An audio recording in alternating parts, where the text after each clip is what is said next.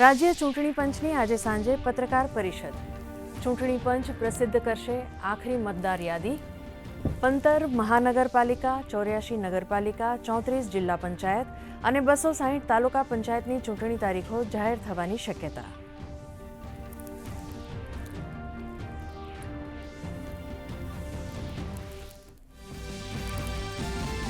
મુખ્યમંત્રીના હસ્તે દેવકા વિદ્યાપીઠમાં 1100 બેડના નવા કન્યા છાત્રાલય અને ભોજનાલયનું કરાયું લોકાર્પણ. ગ્રામ્ય વિસ્તારની દીકરીઓના શિક્ષણને મળશે વેગ. 71 તળાવો ઊંડા કરવાના મિશનનો કરાવ્યો આરંભ.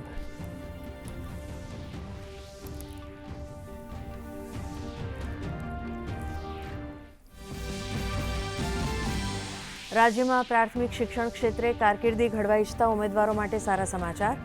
ધોરણ 1 થી 5માં ગુજરાતી માધ્યમ માટે 11,000 વિદ્યા સહાયકોની કરાશે સીધી ભરતી. પીટીસીના છેલ્લા વર્ષમાં અભ્યાસ કરતા અને ટેટ 1 પરીક્ષા પાસ કરેલા ઉમેદવારો 15મી એપ્રિલથી નોંધાવી શકશે ઉમેદવારી.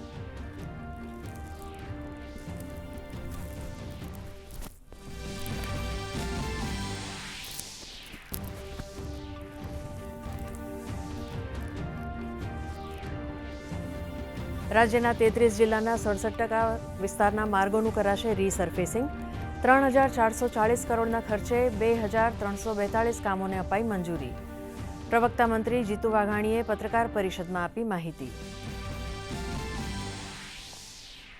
4 રાજ્યો અને 1 કેન્દ્રશાસિત પ્રદેશમાં વિધાનસભા ચૂંટણી માટે પ્રચારમાં આવ્યો વેગ.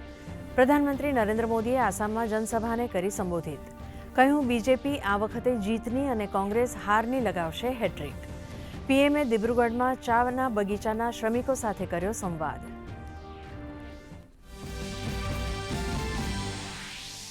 $2027 માટે આજથી દેશમાં ડિજિટલ વસ્તી ગણતરીના પહેલા તબક્કાનો પ્રારંભ. પ્રથમ તબક્કામાં મકાન અને તેમાં રહેલી સુવિધાઓની બનશે યાદી. દરેક ઘરમાં પૂછાશે પરિવાર, વાહન, રસોઈ સહિતની અન્ય સુવિધાને લગતી 33 સવાલ. તો બીજા તબક્કામાં થશે જાતિ આધારિત ગણના. આજથી દેશમાં નવા ઇન્કમટેક્સના નિયમો લાગુ. સરળ અને પારદર્શી હશે કર વ્યવસ્થા. બેન્કિંગ વ્યવસ્થા સહિત પેન, ફાસ્ટેગ સહિત કચરાના વ્યવસ્થાપનના નિયમોમાં પણ ફેરફાર.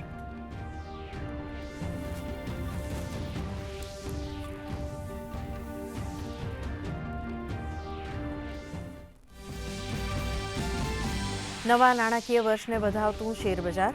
ટ્રમ્પના નિવેદનથી રોકાણકારોમાં ઉત્સાહ.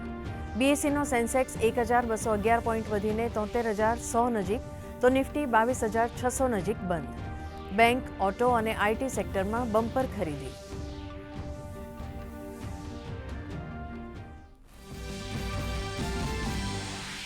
વેસ્ટર્ન ડિસ્ટર્બન્સના કારણે રાજ્યમાં 2 થી 4 એપ્રિલ દરમિયાન ફરીથી માવઠાની આગાહી.